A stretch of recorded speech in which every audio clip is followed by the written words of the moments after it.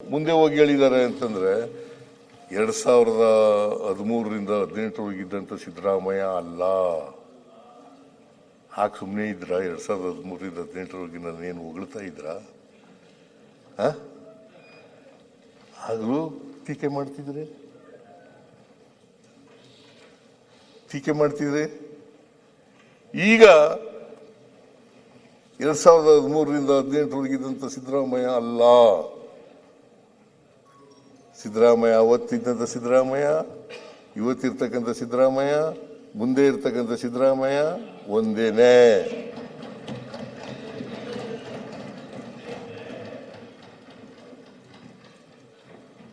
ಸಿದ್ದರಾಮಯ್ಯ ಬದಲಾವಣೆ ಆಗಕ್ಕೆ ಸಾಧ್ಯನೇ ಇಲ್ಲ. ನೀವು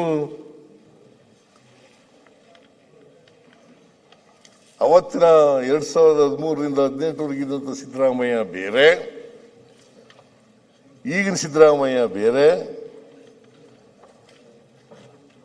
ಈಗ ಸಾಫ್ಟ್ ಆಗ್ಬಿಟ್ಟಿದ್ದಾರೆ.